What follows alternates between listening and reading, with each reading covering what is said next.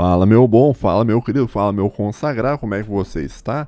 Eu estou ótimo. No episódio de hoje a gente vai comentar aqui, eu tenho alguns assuntos anotados, tá? Tu não precisa ver o vídeo, você pode dar um alt tab aí, jogar teu game, lavar tua louça, fazer o teu trabalho, tá? Hoje eu vou falar um pouquinho sobre um assunto que eu tava tentando desenvolver lá num artigo pro Substack e acabei não conseguindo, tá? Onde basicamente eu tava tentando achar um modo de desenvolver o país, tá? Basicamente eu tava tentando solucionar o problema do desenvolvimento do Brasil, tá? Um assunto fácil, né? Um assunto leve, né? Um assunto, né? Tem uma série de limitações, né? Dentre elas o regime democrático, né? Então, dentro do regime democrático, né? Eu tenho alguns pensamentos aqui que a gente vai conversar hoje. Um episódio talvez um pouquinho mais sério, né? Bem sério, tá? Mas eu tenho algumas coisas aqui anotadas, né? E a gente vai falar sobre isso agora, tá? Então, assim, ó, eu tava pensando, né? Quais são os modos que você pode utilizar para você gerar riqueza para um país, né? Desenvolver um país, né? Por assim dizer, deixar o país mais rico, deixar o país mais desenvolvido, né? E aqui eu não estou falando no sentido de desenvolvimento em um sentido humanístico e tal, não. Eu tô falando talvez até de um negócio mais puramente material e prático, né? Como é que você fica mais rico, né? Como é que você faz um país ficar mais rico, né? Tem aquela saída óbvia, né, que o pessoal tem, que é não através da educação, né? No Brasil tem-se a ideia de um messianismo educacional, isso vem desde a época da Dilma, lá do Pátria Educadora, tu lembra disso? Entretanto, eu acho que é algo bem mais simples, tá? Que eu vou te contar aqui e basicamente os modos de desenvolver o país são três, tá?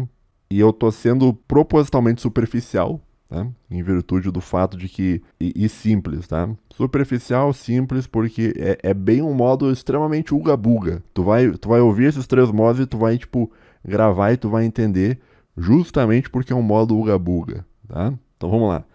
Existem três modos de gerar riqueza, né? Primeiro modo, uga-buga. Ou você planta algo na terra e vende, né? Então, ou você planta algo na terra e vende. Esse é o primeiro método, que seria a agricultura, né? Segundo método, uga-buga. Ou você cava algo da terra e vende, que seria extração mineral, né? E terceiro método, uga-buga, ou daí você pega algo plantado ou cavado e faz um produto, que seria a manufatura, seria a indústria, né? Então, aqui em primeiro lugar seria a agricultura, aqui seria a mineração, né? E aqui a indústria, né? Então tu pega, por exemplo, tu pegaria uma planta e faria um remédio. Pronto, isso é uma indústria, né? Você pegaria um petróleo e refinaria e transformaria em gasolina, indústria também, tá? Então basicamente esses são os três modos, tá? Então ou você planta alguma coisa na terra e vende, né? Ou você cava algo da terra e vende, né? Um diamante, ouro, bauxita que se transforma em alumínio, nióbio, grafeno, petróleo, gás natural, enfim, tem um monte de coisa embaixo da terra, tá? Que se você tirar e vender, você ganha dinheiro, tá? E o terceiro ponto é ou você pega algo, né, plantado ou cavado e faz um produto, tá? Então esses são os três modos de você desenvolver um país, tá? Sendo que, como eu falei, é extremamente simples, tá? Eu tô falando um modo bem superficial para que você entenda como se fosse o uga-buga, né? Então, a agricultura, você plantou alguma coisa na terra. Mineração, você tirou alguma coisa da terra, extraiu alguma coisa da terra. E o terceiro, manufatura, você cria um produto das coisas que você tirou da terra ou plantou da terra. Então, basicamente, tá? Se tu conhece um pouco de teoria econômica, a gente está falando em setor primário e setor secundário, né? Esses dois aqui seriam o setor primário, né? A agricultura e mineração, né? E o segundo seria o setor secundário, que seria a indústria, tá? Daí tem o setor terciário, que não está aqui porque... E esse é o ponto que talvez eu meio que fiquei meio aberto com relação a isso, né? Será que serviço desenvolve um país, né? Eu acho que não, tá? Será que serviços eles geram a riqueza e o desenvolvimento, né? Então, a pergunta que eu faço é a seguinte, né? Você ir cortar o cabelo, você gera riqueza? Tipo, você tá gerando riqueza ao cortar o cabelo? Digamos que você vai num lugar assim e tá tipo R$ 20 pra cortar o cabelo. Eu não sei quanto custa cortar o cabelo, porque eu não tenho mais cabelo, mas digamos que seja R$ 20, tá? Tu chega lá com R$ 20 na mão, o cara corta o teu cabelo, você deu R$ 20 pro cara, né? O país ficou mais rico com isso, sim ou não? Esse é o ponto. Que é o ponto que eu tenho aberto. Será que o país ficou mais rico se você for cortar o cabelo? Porque em um primeiro momento isso parece um jogo de soma zero, né? Tu tinha 20, tá? Depois tu perdeu 20 e o cara ganhou 20. Jogo de soma zero. Você perdeu R$ 20, mas o cara ganhou R$ 20, logo a soma zero. Enquanto que aquelas outras coisas que eu te falei, né? De você plantar alguma coisa, de você tirar alguma coisa da terra, parece que aí é um jogo de soma positivo, né? Você fazer um produto industrial, isso é um jogo de soma positivo, entendeu? Já o setor de serviço parece ser um jogo de soma zero, por isso que eu tô meio aberto, entendeu? Pensam no caso da Uber. A Uber deixou o Brasil mais rico? O Brasil ele se desenvolveu a partir da Uber, de ter um negócio de aplicativo. Talvez algumas pessoas tenham ganhado dinheiro, mas algumas pessoas perderam dinheiro quando usam o serviço, tá entendendo? Então o serviço é um jogo de soma zero, parece, né? A não ser que você considere ser transportado de um lugar para outro ou cortar o cabelo como uma riqueza, tá? Mas aqui eu tô pensando em nível de país. Será que um setor de serviço, ele é capaz de desenvolver um país? Né? Eu acho que não, tá? Deixa eu ver o que eu botei aqui que eu não me lembro mais. Em alguns casos parece gerar, né? Exemplo do agrônomo, né? Então o agrônomo, pensa um cara que fez lá a faculdade de agronomia, tá? Esse cara, a faculdade é um serviço, entendeu? E se esse agrônomo ele for bom, ele consegue melhorar um processo agrícola e aí parece que foi gerado riqueza, porque ele deixou mais barato um processo e... Não sei, cara. Não sei. Por quê? Porque se você for pensar em termos de faculdade, cara, será que as faculdades estão deixando o Brasil mais rico, né? Porque parece que é uma gastação enorme de dinheiro, né, para botar um diploma na mão de uma pessoa e aquela pessoa não consegue converter aquele diploma em algo que gere riqueza para o país, né? A gente estava falando esses dias, né? Eu nem gravei vídeo sobre isso, não quis encher o saco. Mas tava falando sobre os cursos EAD, né? Tá terminando os cursos EAD. E a pergunta que eu fazia para mim mesmo é o seguinte: será que um curso EAD é bom pro país? Né? O que isso é um modo diferente de pensar, porque geralmente as pessoas pensam em um curso EAD através de uma perspectiva individualizada, né? Será que vai ser bom para mim se eu fizer um curso EAD? Será que o ensino do EAD vai ser bom para as pessoas que estão aprendendo? Né? Enquanto isso, eu tenho uma visão mais geral e eu penso, o Brasil ele vai se desenvolver com cursos EAD? Será que o curso EAD ele é capaz de ajudar no desenvolvimento de um país? Daí a gente volta na questão do serviço, né? Será que um serviço ele é capaz de desenvolver um país? E eu tendo a acreditar que não, né? Mas não é tão simples, né? Por isso que eu desisti do meu artigo sobre isso no Substack, porque eu não cheguei numa conclusão, tá? Só se eu fosse fazer aqueles artigos mais que terminam em uma aporia, né? Mas no geral eu não tenho conclusão se um serviço é capaz de gerar riqueza ou não, tá? Existe um argumento que você pode ter com relação ao serviço, dizer que o serviço gera riqueza, porque o Estado moderno, ele surge a partir do serviço, que é a partir da produção de segurança. Então, quando Portugal surgiu, quando a Espanha surgiram, eles surgiram para gerar segurança, tá entendendo? Então, o nascimento do Estado moderno, ele surge através de um serviço, que é a prestação de segurança. Então, o policial é um serviço, o exército é um serviço, a marinha é um serviço, a aeronáutica é um serviço, né? E a existência desse serviço faz com que seja possível você desenvolver cadeias comerciais mais complexas daquelas coisas que geram a riqueza, né? Que seria você plantar algo na terra, você extrair algo da terra, tirar ouro da terra em paz, sem precisar se preocupar com segurança, tá entendendo? Então, existem alguns casos que eu acho que o serviço ele gera riqueza, ele é a base para a geração de riqueza, né? Como é o caso do setor da segurança, como é o caso do setor jurídico, né? Porque através do setor jurídico você garante a propriedade privada. Claro que o marxista vai dizer que isso é um problema e tal, mas eu estou tentando lidar de um modo um pouco mais prático, tá?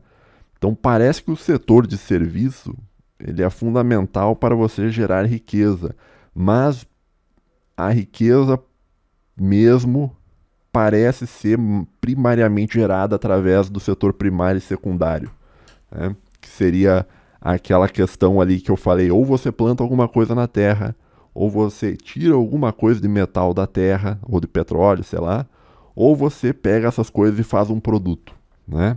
Seria agricultura, mineração e manufatura, né? Indústria. Não sei se manufatura e indústria são sinônimos, tá? Então eu tô bem aberto com relação a isso, tá? Com geração de riqueza, tá? Mas ao mesmo tempo não parece ser possível desenvolver um país só com serviço, né? Então no sentido assim, não adianta você pegar e encher de curso técnico, não adianta você botar um monte de gente na faculdade, não adianta você só contratar policial e exército se você não tem alguma coisa para, entendeu? Para sustentar financeiramente o treco todo, tá entendendo? Então o serviço ele pode ser útil em alguns casos, né, para desenvolver um país, mas sozinho ele não é suficiente, né? Então, sei lá, cortar o cabelo não faz. Eu acho que você cortar o cabelo não faz o país ser mais rico. Você pegar um aplicativo para ir de um lugar para o outro talvez não faça o país ser mais rico, né? Então, você vender alguma... Eu não sei, cara. Não sei. Né? Que nem eu falei, eu tô meio em aberto com relação ao setor terciário, tá? Porque quando é um setor terciário, tipo esse exemplo do agrônomo, que é um setor avançado ali de pesquisa, que ele aprimora um processo, aí parece que a riqueza está sendo gerada, né? Parece que está sendo gerada a riqueza. Bom, de qualquer modo, meio que não foge a regra aqui que eu falei dos 3 tipos de você desenvolver um país, né? 3 modos de você desenvolver o país, né? Agricultura, mineração e indústria, tá? Então, saiba aí que, antes que você venha nos comentários dizer, não, o setor terciário desenvolve o país e tal, beleza, eu entendo o teu ponto, posso concordar contigo, tá? Mas eu acho que o setor primário e secundário eles são mais importantes, tá?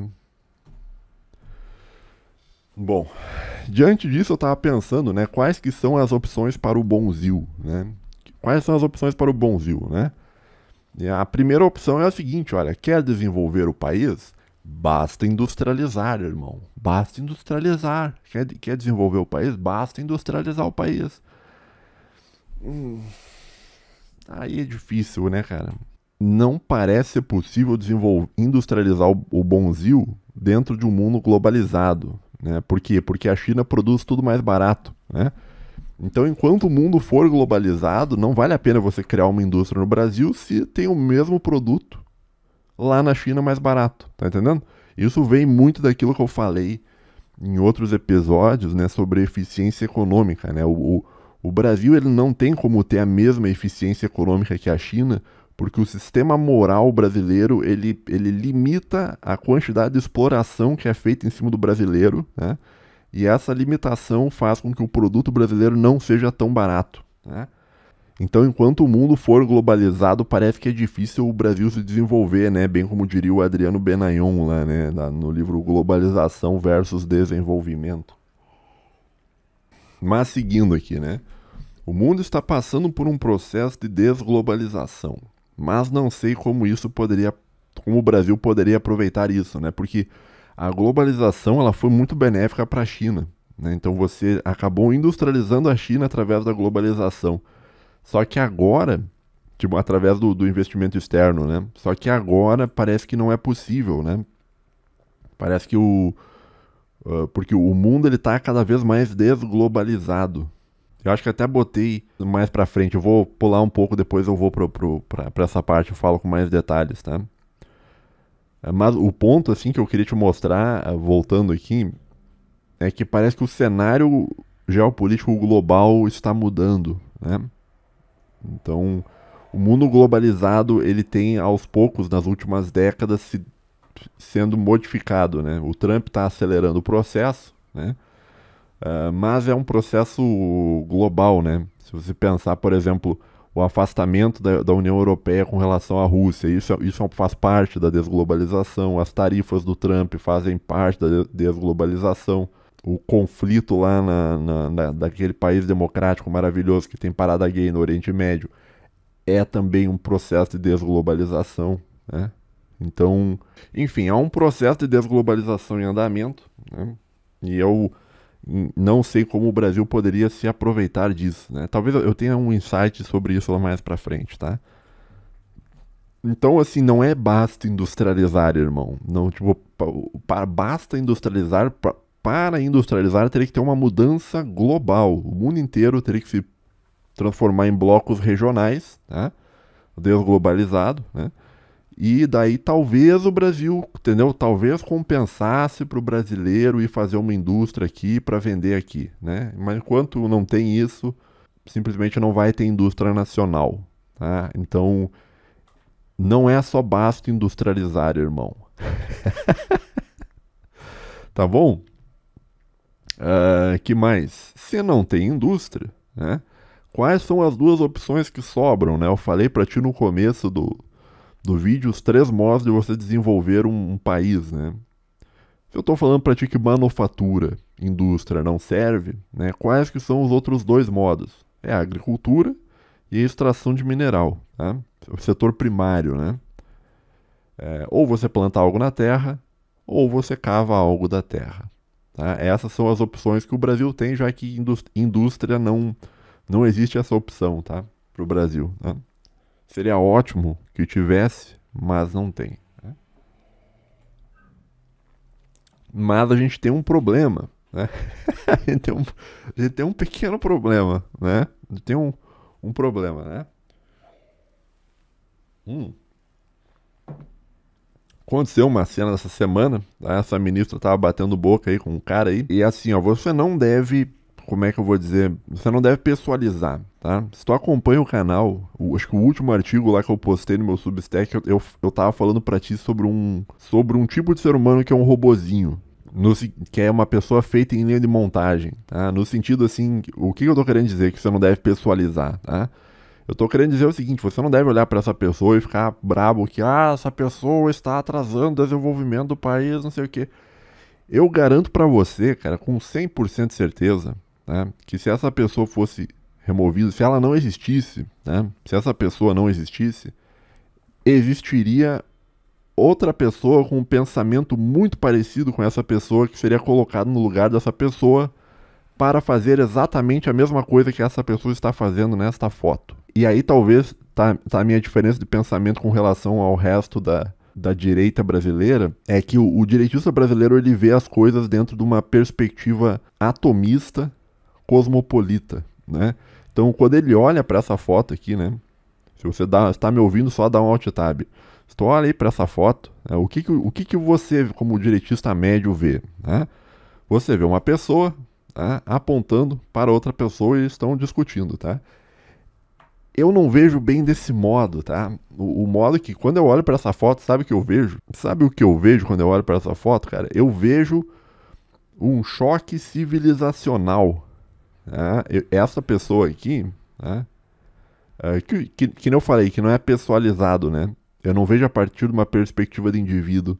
Eu vejo isso aqui como um representante de um poder alienígena internacional no Brasil, tá? Se não fosse essa pessoa, ia ser outra, tá? Ia ser outra, que ia fazer exatamente a mesma coisa, porque é um robozinho, porque segue uma linha de montagem, tá? Eu vejo isso aqui, cara, eu olho pra essa foto e eu vejo aqui, ó, eu vejo o símbolo da União Europeia aqui, tá? Eu vejo o símbolo da União Europeia aqui e eu vejo o símbolo do Brasil aqui, tá? Apontando o dedo, bem brabo, bem em uma relação vertical de hierarquia, né? Você não pode fazer isto, né? Você se comporte aí, Brasil.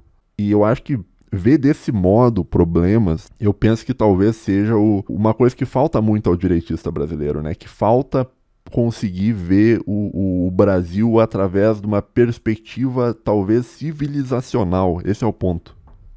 Então isso aqui é a civilização europeia apontando para a civilização brasileira, tá?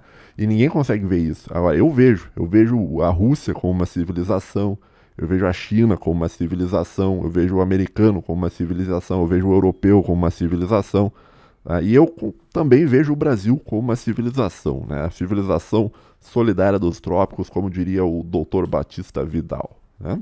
Naquele livro lá, Brasil, a civilização solidária dos trópicos, que você provavelmente não leu. Mas, enfim.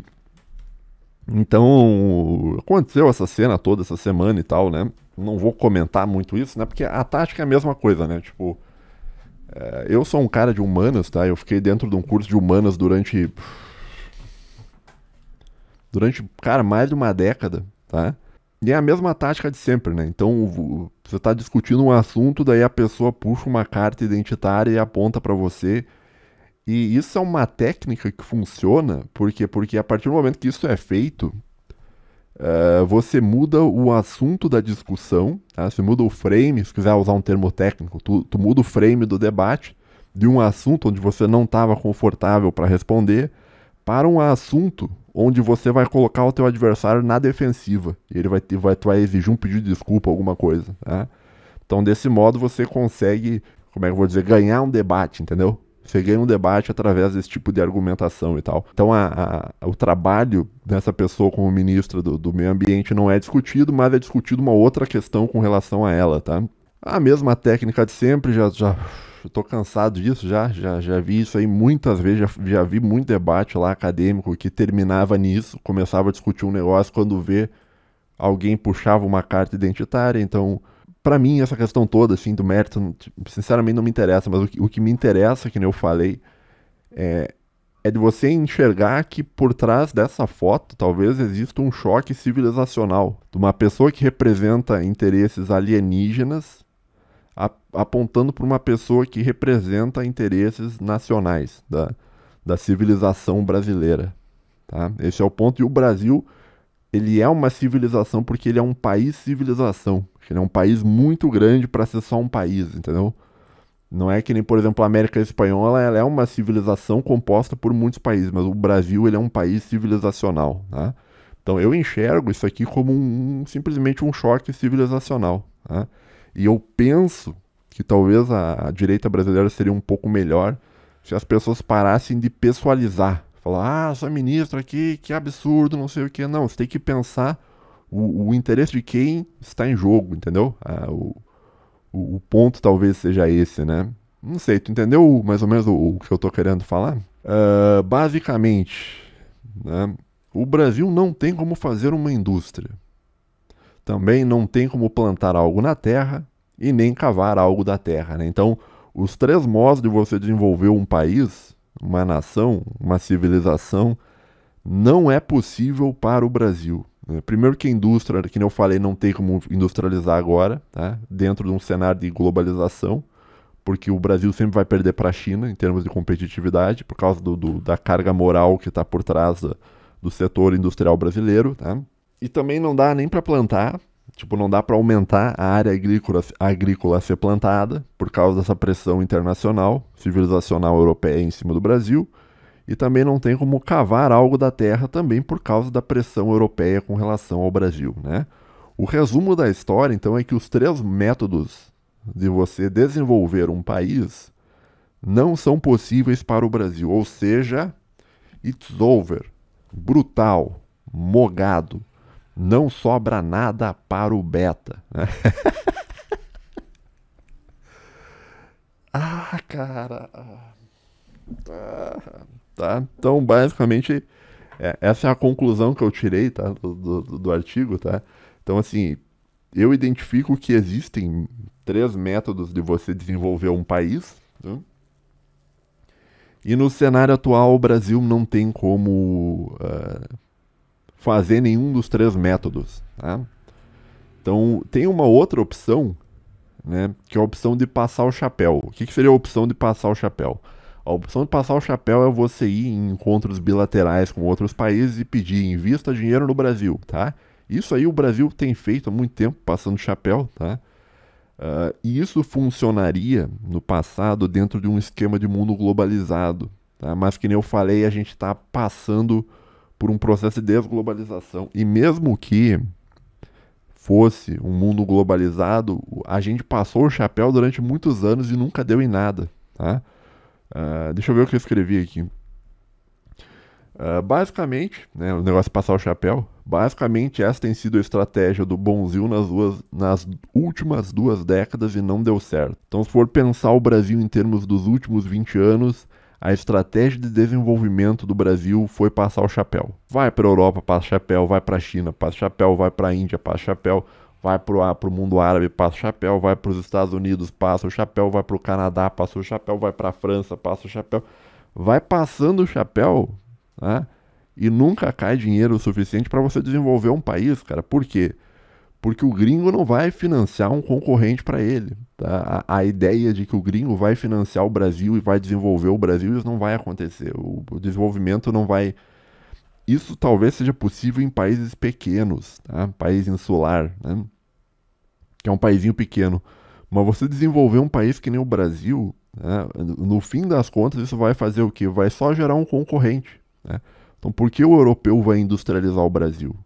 Para gerar um concorrente? Para o Brasil ter uma fábrica de automóveis para ser concorrente da Volkswagen, da Stellantis? Não, né?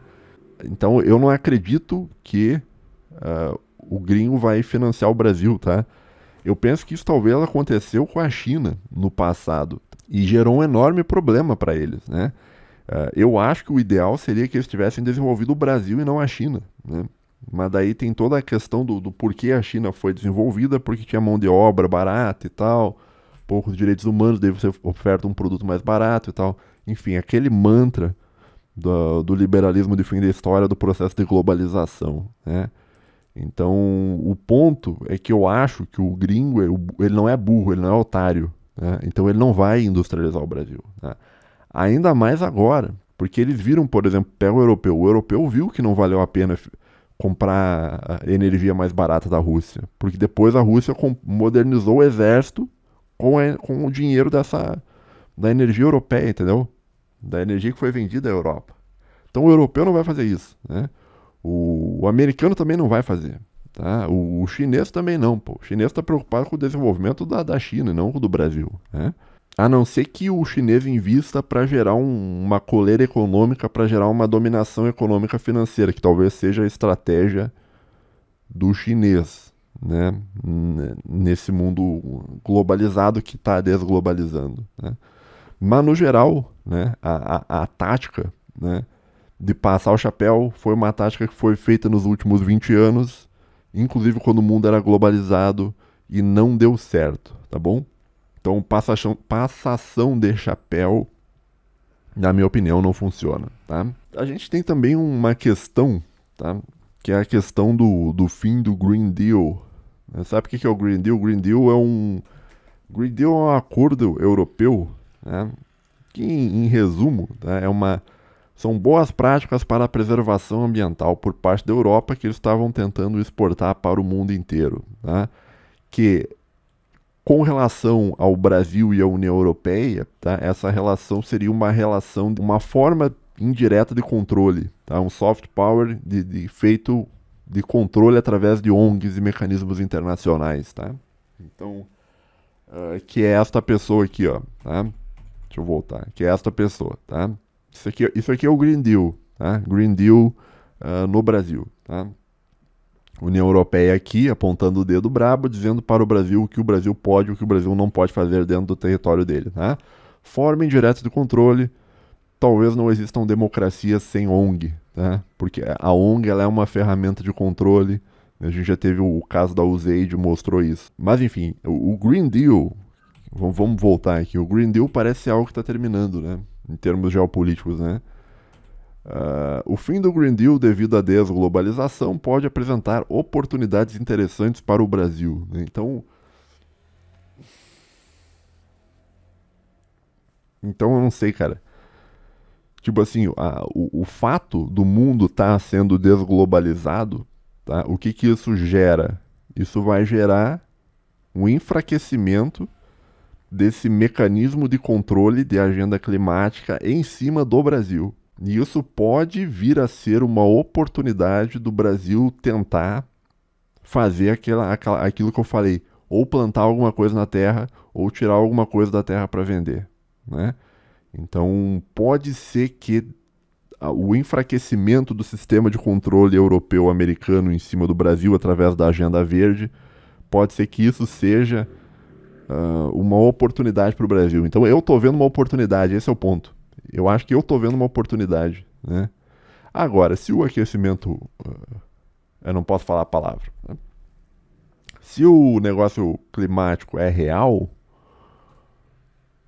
então a gente pode ajudar a destruição do planeta. Se bem que no caso do Brasil, não, porque o Brasil... Aí que tá o negócio do Brasil. O Brasil, ele não destrói o planeta. Tá? O planeta não está sendo destruído pelo Brasil. Pelo contrário, o Brasil ajuda a despoluir o planeta, porque a gente capta muito mais carbono do que a gente emite, né? Então, o Brasil, ele estaria numa posição onde ele poderia, talvez, usar essa oportunidade para ou plantar alguma coisa na terra, ou remover alguma coisa da terra, né? Que nem eu falei, meu, por isso que eu não transformei isso num artigo, porque eu não tenho muita conclusão. Eu acho que isso aí é uma oportunidade, né? O fim do Green Deal, ou o enfraquecimento das políticas de controle através do Green Deal e da USAID, eu penso que isso talvez seja bom para o país, de você poder gerar riqueza, né? Que seria aquilo que eu falei, de você tirar algo da terra ou você plantar alguma coisa na terra, né? Pode ser que dê certo, né? Como é o caso da margem equatorial, né? Vamos mostrar aqui a margem equatorial aqui, tá? Então estamos no site da Petrobras, né? E eles têm todo um site muito bonito explicando, né, o que é a margem equatorial, tá? Então aqui a gente tem todo o projeto aqui o resumo da história, assim, ó, a margem equatorial é um lugar em cima isso aqui se chama Amazônia Azul, tá? Tem a Amazônia Azul que pega toda a costa brasileira, né? E dentro da Amazônia Azul, na parte de cima do Equador, você tem lugares onde você pode explorar petróleo, que existe uma barreira feita por causa de ONGs e do Green Deal lá da ministra, né? Que está impedindo o Brasil de conseguir desenvolver aquela região, tá? Então isso aqui é a área toda, não sei se vai aparecer no vídeo, tá? Deixa eu só ver se vai aparecer no vídeo aqui, peraí. Alô, alô, alô, tá, acho que vai, tá? Então basicamente, né, a gente tem a Guiana Francesa aqui, tá? Que, se eu não me engano, já é explorado petróleo aqui, tá? Porque um argumento que é feito é o seguinte: a gente não quer poluir aqui e tal. Sim, mas a Guiana os caras tiram também, e aqui do lado tem o outro, a Guiana do... Acho que é o Suriname, como é que é? Guiana, Suriname, e daí... Não é... Não me lembro os países, cara, tá? Mas também o pessoal tira petróleo ali, tá? Então o petróleo já está sendo extraído, né? E o petróleo, se os caras da Guiana Francesa vierem e começarem a tirar petróleo aqui, o petróleo do Brasil vai ser sugado pro lado deles, tá? Porque o petróleo, ele puxa em todas as direções, tá? Então, a gente está perdendo uma oportunidade muito boa, né? Aqui a gente tem o estado do Amapá, que eu não sei o que acontece aqui, não acontece nada. Aqui a gente tem o estado do Pará, que é o estado famoso aí pela banda Calypso. Aqui a gente tem o estado do Maranhão, que é o estado famoso pelo famosíssimo presídio de Pedrinhas, como diria o mito. Tem o presídio do Pedrinhas. Aqui Piauí não tem nada, Ceará tem o Ciro Gomes, né? Basicamente é isso. E os meus amigos lá, o Fabrício, o Arraiz, o John aí, que são inscritos do canal, um abraço para eles, tá? E também aqui tem o Rio Grande do Norte, tá? Então basicamente é um projeto da Petrobras. Depois você pode vir no site da Petrobras, eles vão dizer para vocês que eles são lindos, maravilhosos e tal, que eles não poluem nada. Tem um texto muito bem construído, provavelmente por um analista ambiental da Petrobras, que deve ganhar uns 15 mil reais por mês, CLT concursado, né? Mas enfim, né? Vamos... Então aqui tem um plano de expansão da Petrobras, tá? Que pega toda a margem equatorial, que é isso aqui. Petrobras também investe em países maravilhosos como São Tomé e Príncipe e África do Sul, né? o grosso de produção de petróleo está no Espírito Santo, na Bacia de Campos e em Santos, tá? Eles estão com um projeto de investir na Bacia de Pelotas, mas está marcado errado Pelotas aqui, porque Pelotas é mais ou menos por aqui, ó, tá? Ele é bem embaixo aqui no fim da saída da Lagoa dos Patos, tá? Não é pra cá alto assim, tá? Não, aqui talvez estaria mais próximo, talvez, de Rio Grande, né? Teria que ser um pouco mais pro lado. Mas isso aqui faz parte tudo daquilo que eles chamam de Amazônia Azul, né? É tudo monitorado pela Marinha do Brasil, tá? Então existem projetos, né? Eu espero que seja aprovado aqui em Pelotas, tá? No Rio Grande do Sul, que isso aqui vai gerar um desenvolvimento muito importante para o Rio Grande do Sul, tá? O Rio Grande do Sul precisa, porque o Rio Grande do Sul ele tem azar climático, né? Um azar climático no sentido... o clima aqui é muito pesado, é um clima complicado, né? Enfim, não vou ficar falando disso, que não é o assunto do vídeo, né? Enfim, daí tá lá a Petrobras, digo pra você como eles são bons, maravilhosos e tal, né? Enfim, temos expertise e tecnologia para atuar de norte a sul do Brasil, o que de fato é verdade, tá? Uma empresa uma empresa com muito pouco acidente ambiental, né? Se tu pensar com relação à Vale do Rio Doce, que foi privatizada, ela já teve duas grandes tragédias ambientais, né? A Petrobras, por enquanto, não teve nenhuma tragédia grande, tá? Talvez algum vazamentinho aqui e ali e tal, né? Enfim, tem vários projetos e tal, né? Mas voltando ao artigo aqui, ao artigo não, ao ponto, né? Então, vamos para um resumo do que eu quis tentar te apresentar aqui com relação ao desenvolvimento do Brasil, tá? O primeiro ponto, ninguém vai industrializar o Brasil. Bom, a globalização favoreceu a industrialização da China, né? O pessoal viu que isso foi um erro e agora não vai ter mais investimento externo em país nenhum. As indústrias elas estão sendo colocadas dentro dos países, né? Por isso que do Ocidente, né? Por isso que está aumentando as tarifas, né, dos Estados Unidos, né? Porque é uma questão de segurança nacional, né? Mas daí o ANCAP vai dizer, oi, mas vai aumentar o preço, pipipipopopó. Assim, cara, peraí, cara. Ai, meu Deus do céu. Não vou nem argumento de ANCAP não, cara. Hoje não, bicho. Hoje eu tô tranquilo aqui, cara. Porra. Tô tranquilo. Não vai ter argumento de ANCAP, né? Então, resumo. Ninguém vai industrializar o Brasil, né? Então não basta industrializar, irmão, né? Não vai acontecer, tá? Setor de serviços sozinho não pode desenvolver o Brasil. Tá? Eu não vejo como o setor de serviços vai desenvolver o Brasil. Que nem eu falei, na maioria dos casos, ele é um jogo de soma zero. Né? Lembra que eu falei do cara cortando o cabelo? Né? Então você não tem como gerar desenvolvimento, apesar dele ser importante, né? Que nem eu falei, é importante que tenha exército, é importante que tenha polícia e tal, né? Que são os serviços, né? Setor primário está travado por forças alienígenas, né? O setor primário seria a agricultura e você conseguir tirar algo da terra, né? Então, o setor primário está travado por esse tipo de força alienígena, né? E passar o chapéu também não adianta. O resumo da história é que a situação do Brasil é uma situação muito difícil, tá? Mas o mundo está mudando, né? E a única oportunidade para o Bonzil é o enfraquecimento do Green Deal, né? Até rima, né? A única oportunidade para o Brasil é o enfraquecimento do Green Deal, porque pode ser que exista uma pequena janela de oportunidades, né? Então, ainda há esperança, né? Então, pode ser que exista no atual momento histórico, e é isso que eu estou tentando ver. Estou tentando ver o Brasil através de uma perspectiva civilizacional inserida dentro da história para tentar dar uma solução, tá? E eu penso que, como o Green Deal está fraco, pode ser que este setor primário aqui, tá? A gente tenha alguma oportunidade aqui.